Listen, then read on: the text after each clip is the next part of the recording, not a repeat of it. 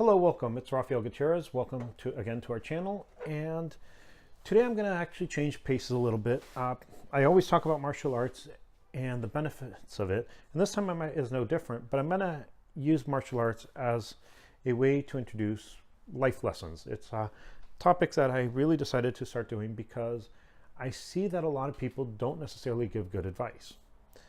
Now, probably the best advice you can ever get for anything you want to do, you can see at the beginning of any Kevin Hart comedy video.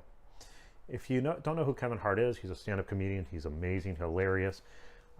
He's also really extremely successful. And before he goes on stage, he usually, at least in his videos, has a thing where he has people chant. Everyone wants to get famous, but nobody wants to do the work. And it's probably one of the most important things that I've actually heard, because it actually clicked. And it did actually, I did hear it after I wrote Off the Rails, and I found that it actually merged with what I learned as I went on that trip. And that is life lessons. And the first one I actually will talk about is making a plan. Now, I'm going to use, the reason I'm actually doing this is I talked to a teacher the other day who told me that all of her students want to eventually have a career as a YouTube person, actually making videos on YouTube and getting money that way. And she said they just don't understand reality. And I will say that, you know, there are people who make a lot of money on making YouTube videos. I'm not one of them. That's not the goal. That's not why I made the YouTube channel. If you actually have heard these before, you know that one of them is just because I like to give information. The other is to try to sell my books. They're available on Amazon. But, you know, there are a lot of people who do this. And a lot of times people will say they want to do something. Oh, they want to be a professional football player, or they want to be a professional gamer, or they want to be, travel, or they want to be a professor. And yet it doesn't go beyond that. They never make a plan. Now, in martial arts, you probably have heard the thing that everyone says. Oh, well, everyone has a plan until they get hit in the head. And the quote's attributed to Mike Tyson. But here's the thing. If you've ever done boxing, especially a little bit more competitive, or if you've done tournaments, you'll notice that what Mike Tyson says is correct. Everyone has a plan. And sometimes the plan is how to recover when you get hit. Because you may have a plan. When you get hit, that plan changes. If you talk to people who do Brazilian Jiu-Jitsu, especially the ones who are extremely competitive, they will tell you that their competition tends to feel sometimes more mental than actually physical. It's extremely physical. I'm not saying that's not what I'm saying. I'm not saying that it's not. I'm just saying that what some people have told me is the way that they compete, as they have a plan, the other person has a plan, and each one's doing something different. It becomes almost more of a chess game. And, you know, that's one of the big things, is having the plan. Now, I will actually talk about a couple people who had plans. First, I'm going to mention my father and mother, actually my parents. They had a plan. Their plan was to start a medical clinic in Nicaragua. It's where they were born, they grew up. My dad had come to the U.S. to do some study and then went back there. Now, one of the things that happened is in the late 70s, there were a lot of wars in different countries. It was actually a result of the Cold War. If you think about the Cold War, you have the US and Russia, and they both had plans on what was going to happen into the world. But instead of facing each other directly, they played chess with other nations, poorer nations. And so my dad was one of the people, my parents were actually some of the people who got hit. Their plan was start a medical clinic. When a revolution started, they had a hard time starting their medical clinic. So what they did is they moved to the US. This is 1979, and if you know anything about 1979, you know about the oil embargo. So my dad came to the US to try to make a living at a time period when it was expensive to drive. And he came here, he studied, he did everything he needed to become a doctor here, and he started working with the clinic. Now, my mom and dad, both of them, immediately started the same plan. They wanted to start a clinic, well, not in Nicaragua now in the US. And so my dad started working roughly from 7 a.m. to 7 p.m. He would actually work in one hospital and then afterwards go to another to do a little bit more work before he came home. My mom at the same time was raising three of us. My younger brother was a year old, me, and my sister. And they were doing the best they could for us to get a middle-class life. Eventually, my dad had enough patients see him that he started his own clinic. But he started his own clinic while he worked full-time somewhere else. So he would work early in the morning up until maybe 3 in the hospital. He actually would sometimes start there at 6 and then go to his clinic where he had a couple patients. Now, as he started building up the clientele, eventually he didn't leave the hospital completely. He always maintained privileges in hospitals to be able to put his patients in and to get more patients as, well, people were healed. But he ended up actually working about 12-hour days for most of my life. My mom, on the other hand, as the clinic started, she, besides raising us, started doing the office management, the filing, the billing, everything that you need for a successful medical office. And I remember that, after dinner, both of them would come back and still do work. It wasn't until I went to college that they actually started having normal days. I actually wrote about it in Off the Rails. They would actually work Monday through Saturday from roughly 7 to 7. And then Sunday, sometimes they would work from 7 to 12. Sometimes they would take a day off. At this time period, our family vacations were to medical conferences where my dad could actually do his continuing medical education, which he needed to maintain his license, and we would be with them some of the time. Usually while he was in conferences, we'd go out to see some of the places, but that's actually how, you think about it, it was a working vacation. Now, for anyone who hasn't started their own business, they usually say, okay, I work full-time 9 to 5. But if you start your own business, you'll notice that especially at the beginning, you are working from, well, like I said, my dad was at work at 7 at this point and didn't come home until about 7:30. By the time he had his own clinic, it was only about 10 minutes away. So we're talking about these really long hours, 12 hours a day, 7 days, 6 days a week. That's actually what people need, the plan that people need to do if they want a successful business. For me, I will be honest, when I'm actually standing, I never see myself as successful until I look back. I sit where I am and I can look at the future and see where I want to be in the next 5, 10, 15 years. And so I feel like, okay, well, I haven't reached that. And I'm always moving something forward. But when I look back, I see something pretty interesting. Early on, I wanted to travel. When I went to college, I wanted to be a professor, and I wanted to teach at the university where I went to school. And I really wanted to get into martial arts seriously. Now, I did end up traveling. I actually did it through education, but also work. I actually decided I did become a professor part-time in a lot of places. So I would work part-time here, and I would have time to have vacations. Even if you work summers and winters, you have little windows where you can actually travel and do different things. I also wanted to come back to San Diego because that's where I went to undergraduate. Now, I finished med school and I didn't know what to do, but I did know I wanted to be a professor. So I volunteered at a local community college to help with anatomy. What's funny is the person I volunteered with needed to take a year off, and they needed someone to take their class at that moment. And so I was already teaching their class. I was asked to teach. So I started my college career teaching for someone who had to take a leave. Then from there, I applied to different areas. At the time, my sister lived in Riverside, California. And so I went to visit her, and I applied to some of the community colleges in Riverside. And the first one I went to, I was lucky in that case.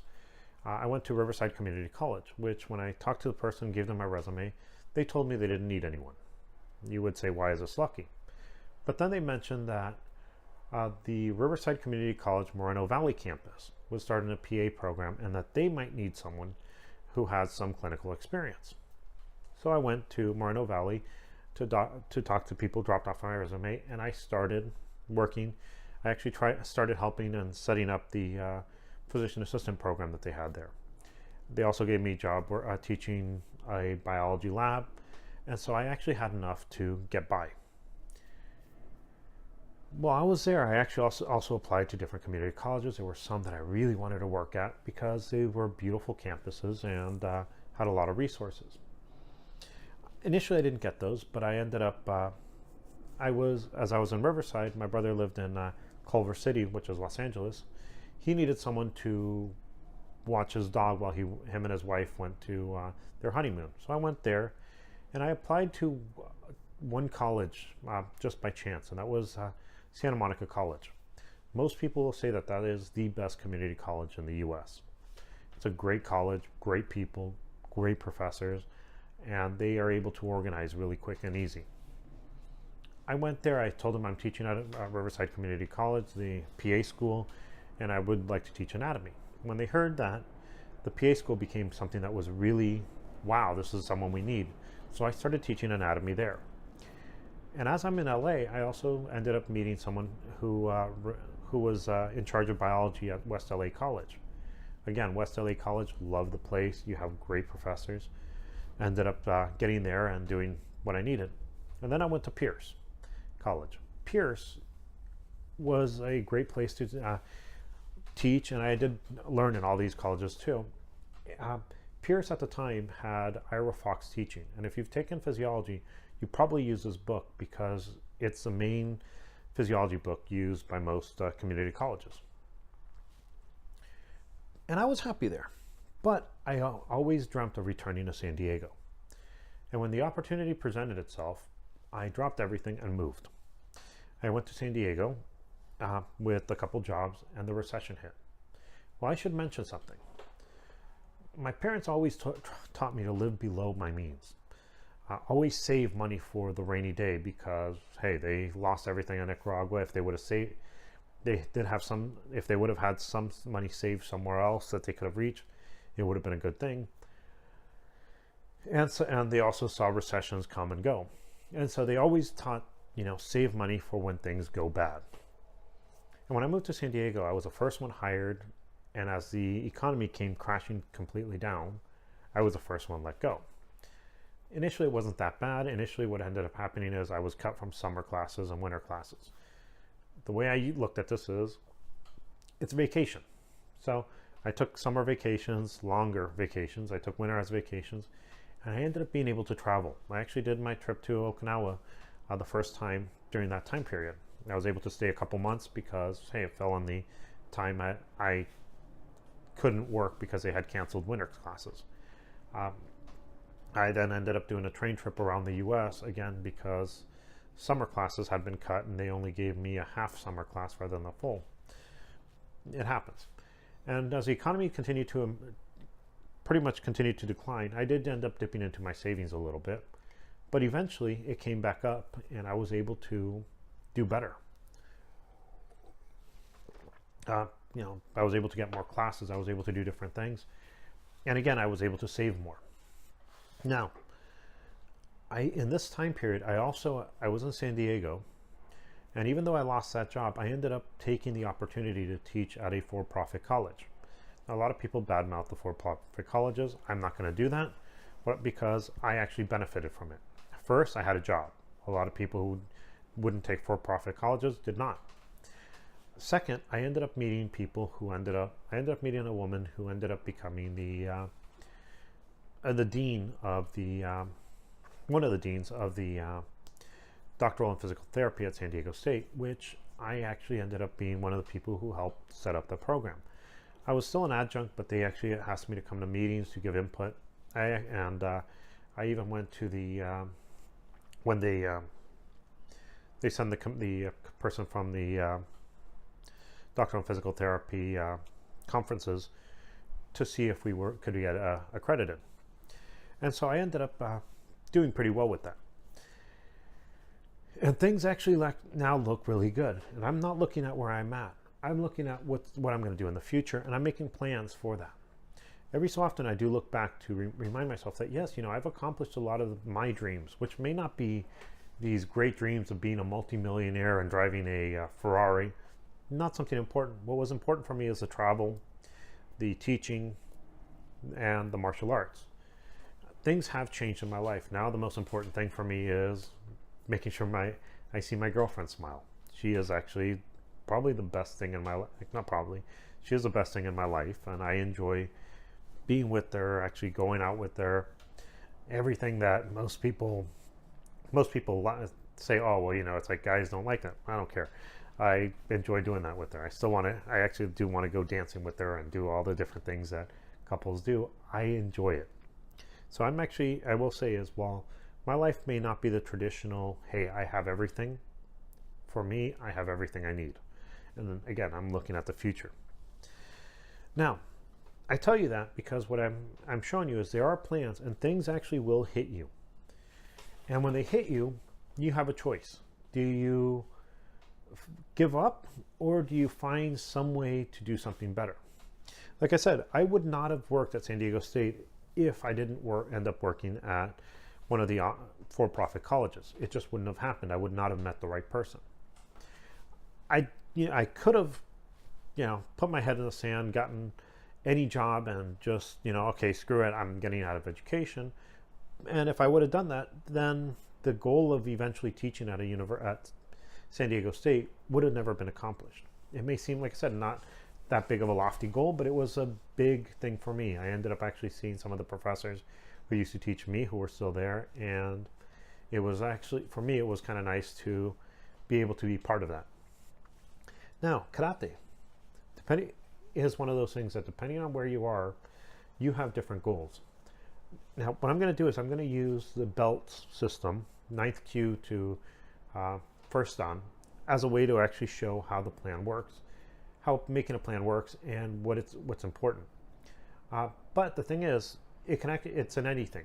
For instance, if you're a shodan, or nidan, and you want to eventually start your own school, you need to make a plan for how you're going to get there. If you're coming in, it's actually a lot easier, and I would tell you to talk to people who have actually done it to be able to tell you what actually ends up happening. So here's the thing: you get a person who comes into a dojo. Now, they may want to get a black belt eventually. They may just want to meet people. They may just want to get physically fit. All those require a plan. Now, what plan? If you're trying to meet people, and that's why you went to a dojo, your plan includes showing up as much as possible and to any of the events that happen within the dojo. If you want to move up in rank, this is actually kind of fun. They actually tell you what you need to move up. If all you're trying to do is physical fitness, well, again, it doesn't work. If you enroll for a class and you never show up, it doesn't work for you. So the thing is, you need to make the plan to show up to class for most of these. So, I'm going to use a belt ranking system. So you don't have a rank and you want to go up to a black belt. First step is 9th kyu. Here's a funny part. Most people will tell you exactly what you need to go to 9th kyu. For instance, for me, if you want to be a 9th kyu under me, you need to know Fugata Icha Ni and get the stances more or less okay. For 8th kyu, we actually add Pinan Shodan, and you're now actually trying to get the stances better. There are limitations because most people are not used to doing that.